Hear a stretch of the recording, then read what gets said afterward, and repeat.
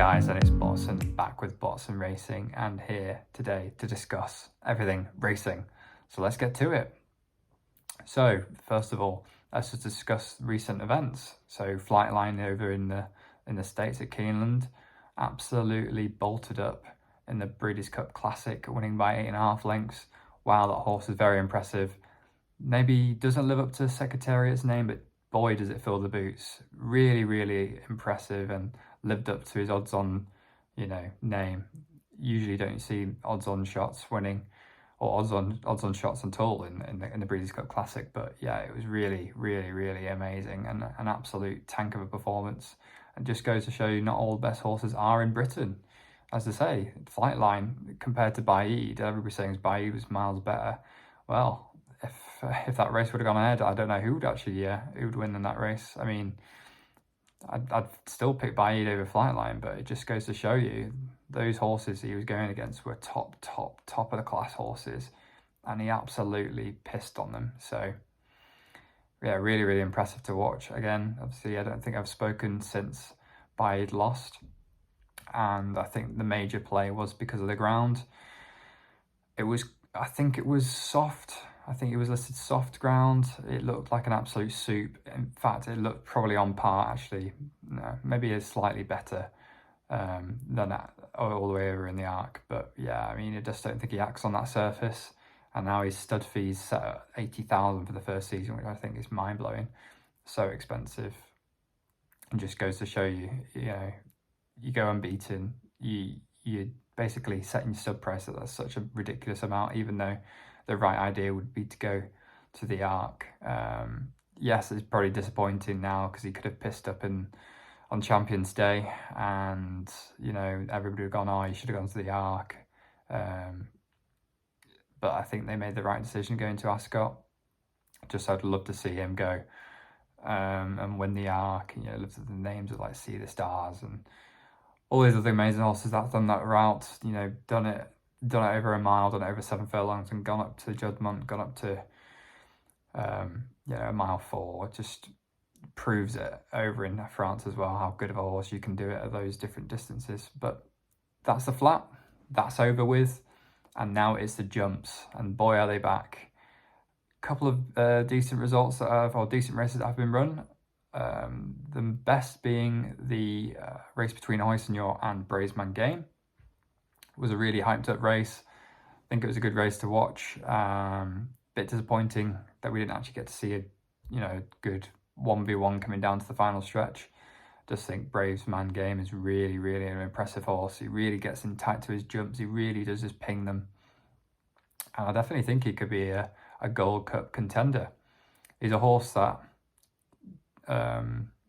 got disregarded last year. He was hyped up, got pulled out and couldn't show his ability. Went over to Aintree after the Cheltenham Festival, having not run, and then was disappointed. I think he finished, I can't remember if he finished 4th or 3rd.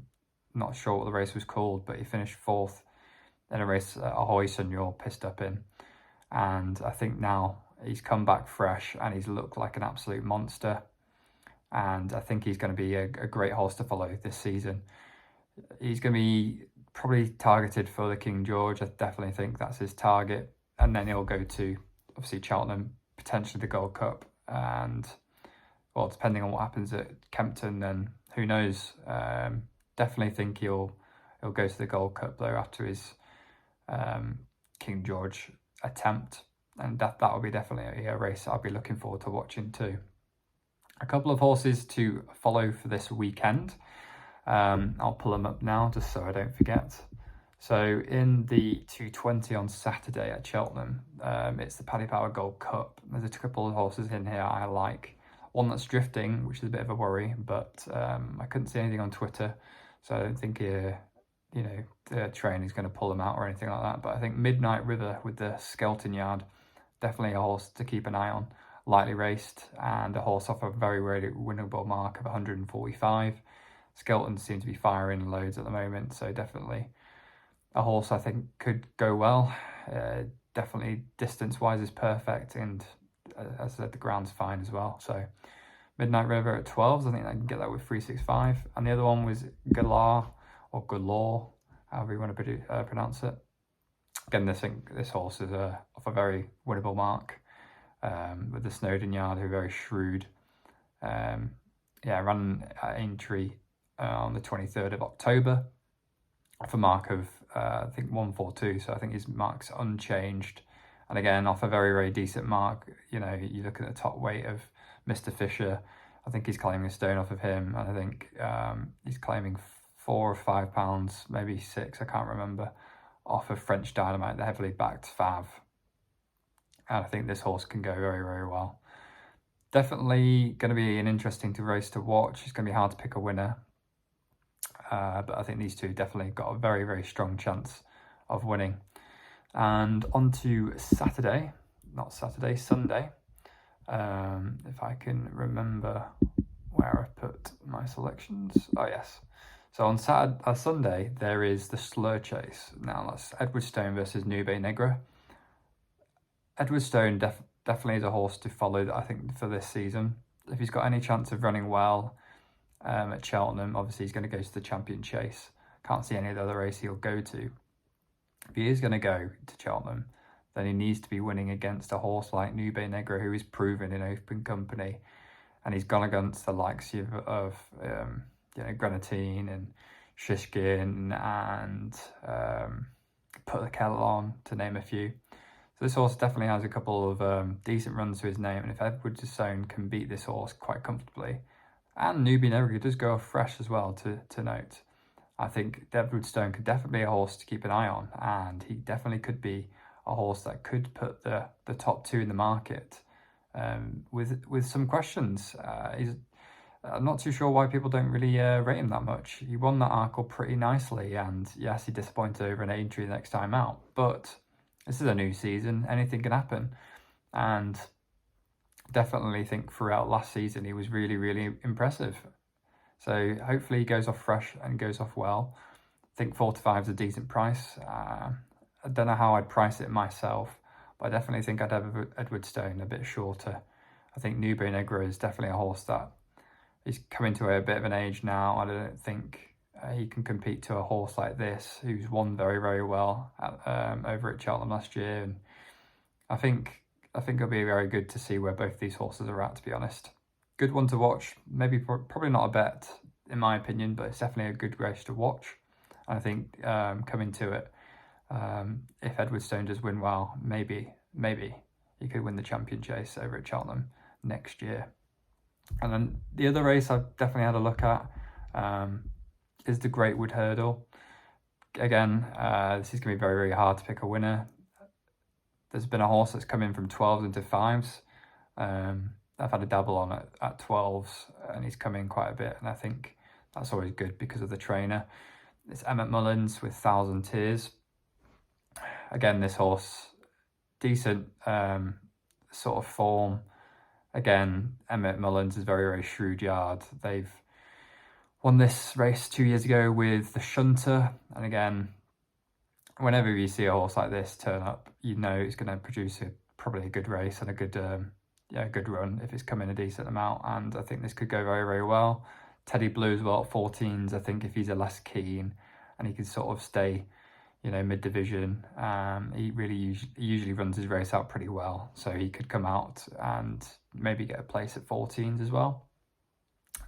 Going back to Saturday, I've just realised I've missed a race as well. It's the 255 at Cheltenham again. The Games Handicap Hurdle as well is one I really, really like in here. And it's Annual Invictus. Chris Gordon Yard, so again, another shrewd yard, off a mark of 135. This 7-year-old had quite a disappointing chase season last season. And I think definitely his preferred, jumps is the hurdles. He's a really nice hurdler, and I think now he's been sort of targeted back over hurdles. He could be a really nice sort off a dangerous mark of 135. Again, he's got to reproduce that form. He's been running over 2 mile 3, 2 mile 4. His definite preference of distance is 3 miles. He's going to get that today. He's going back over his preferred, hurdle. So maybe this could be a nice little selection here. Annual Invictus, definitely a horse to keep an eye on. Again, shrewd yard and horses that always get targeted back over hurdles. I've always wanted to keep an eye on because usually they're way overpriced. And this horse, I think, opened up at 12s. He's now been backed into 6s, and I still think 6s is too big. Again, it's, as I said, it's all down to how he performs over hurdles, and I guess we'll find out. Again, coming in and getting backed is definitely a good sign, and it's just going to be all down to the horse on the day. But definitely think he's off a really workable mark, and I think if Tom Cannon get him going over hurdles, I think it could be an absolute cert, I should say. So now moving on to the anti-post selections, the ones you guys have been waiting for. I've actually backed 2. Now, if you keep an eye on my Twitter, usually I post, actually I don't post too much, but I do post my tips there early so you can get on. And I usually do a small explanation because you can't really, tweet that many words nowadays. However, let's crack on to the first one. The first one is, drumroll, Honeysuckle. Yes, you heard it right, Honeysuckle.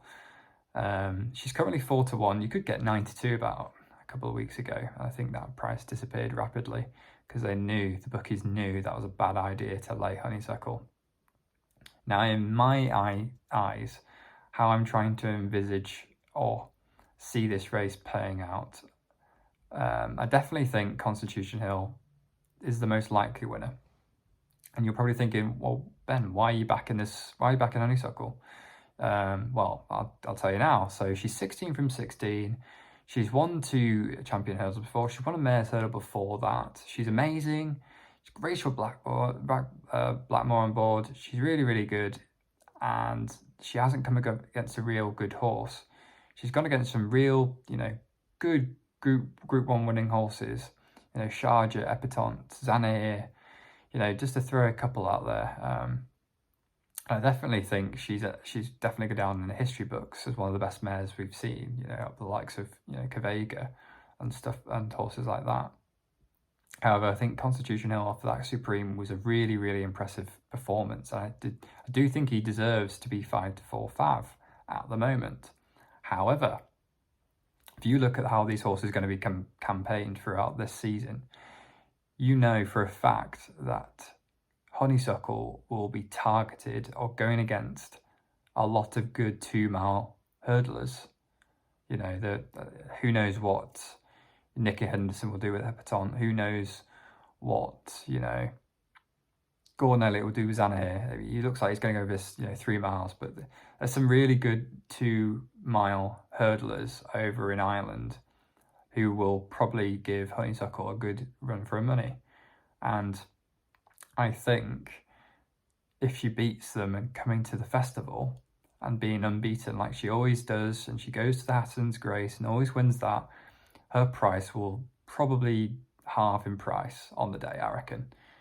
I think she'll be probably around about 2s, maybe 9-4, and she'll probably get supported on the day as well. Now, if I look at the English side, the British side of the 2-mile hurdlers, there's literally nothing that Constitution Hill is going to run against. And if the bookie's short on him to odds on after, if he runs, say, for instance, in the fighting 5th, which I don't think he will now because it looks like Epatante is going to go there. So he's going to be campaigned late, which is really weird because you'd like to think Nicky Henderson would prep his good horses, his best horses, for the best races, but he's not. Maybe he had a setback, maybe he's had an issue with Constitution Hill, but you'd like to think he'd go straight to the fighting 5th, and he's not. Epatante's going there, and I thought that was really interesting. And again, he's going to be running against absolutely nothing that's going to, trouble him at all. If he gets troubled and lose to one of these poor English, 2-mile hurdlers, then it's Honeysuckles for the taking, which is good. Plus, if he does go, unbeaten this season, he does go and win all of his hurdles, he's probably not going to be as short as you probably think he will be. I think probably if he comes to his penultimate race, or his last race before Cheltenham, you're probably around about 8-11, 4-5, I reckon. There's no point backing that 5-4 Antepost. You're getting zero value, and that's the whole point of Antepost. You're meant to be getting value. You could have an injury 3-4 months into the future and you're backing him at 5-4, there's just no point. If you're gonna have a fun acca, fair enough, have a fun acca, but we're making money here, we're taking value bets, and it just makes no sense to take 5-4. Whereas to see Honeysuckle at 4-1 seems like an absolute massive price. She's won this race twice, she's won a mare's hurdle, she's unbeaten, she's 16 from 16, and she's 4-1. Yes, she hasn't come against any good horses, but 4-1 is a ridiculous price. Yeah, I just think it's an absurd price, and I think on the day you're getting value. I think she's gonna be 2-1, 9-4, that sort of price on the day, if she can remain unbeaten, and I think she will. I definitely think it'll be a good race. I just think she's not the better horse, but you're gonna get value, and I think I'd rather have a value loser than a winner that we've not got value on and could be a big liability coming, to the festival. She's going to run there. Who knows? Constitution Hill could go chasing for all we know. He's got an entry. You can bet on him for the Arkle. So it's crazy sort of stuff. So that's tip number 1. Tip number 2 is actually a horse that ran, well, I should say yesterday, because I'm currently recording this quite late. But it ran yesterday at Fairy House. It was 33s before the race. He absolutely romped home, and now he's 12s for the Triumph. And it doesn't take a genius to work this one out or tip this horse up, and I'm not claiming to be a genius, but Zarak the Brave definitely needs to be on your guys' shortlist. Wow. A horse that absolutely, from 2 out, maybe 3 out, came from right at the back of the field and absolutely cruised home. A horse that I don't even think got to half his final of his gears. He absolutely powered to the line, and it was really, really eye-catching. And I think that race was meant to be quite competitive as well. There was meant to be some really good, horses to keep an eye on. Definitely good 2-mile horses to keep an eye on that race. And he's absolutely put them to bed. And again, 12-1 seems like a decent price, a very nice price. And I'll be jumping on the train of Zarak the Brave. Hopefully he will go to Triumph. I can't see any other horse or other race he'll go to. Definitely looks like he'll go there. And yeah, I mean, you've got to go watch his replay if you haven't seen it. Really, really nice. And hopefully he can keep winning for us and hopefully get a nice, place at least. I'm going to go each way on this one. Makes sense to 12-1. You can't expect anything. So there you go. 2 Antepost tips, horses to follow for this weekend. I'll probably maybe make a video for each, or go in depth for each day of racing. I probably will do that just so I can give you guys content. Appreciate for all the subscribers that are new. Thank you very, very much. I am really happy with where I'm at the channel. I think we've got 114 at the moment. Really, really buzzed about that. I appreciate that. Anything you guys want to discuss in the comments, please do. I'm open for all discussion points. Had a couple of nice comments about Baaeed and Frontal Assault, where your heads are on your opinions on the race. Definitely think you guys are right about Baaeed, about being off level weights.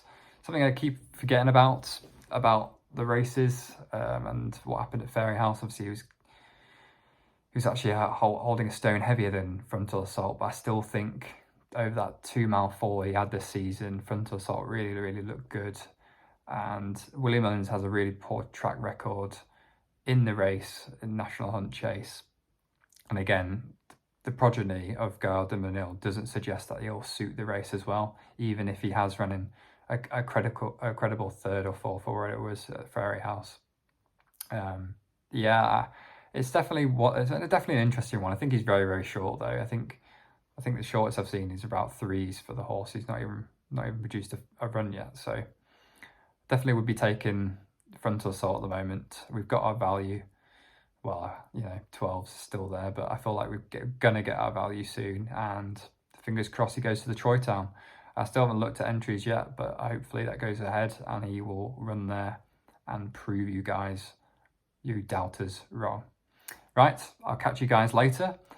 Stay tuned for this weekend where I will do videos for the main races and fingers crossed we can get a nice profit for the day or the weekend. See you guys, and I'll see you in the next Antepost video. Bye bye.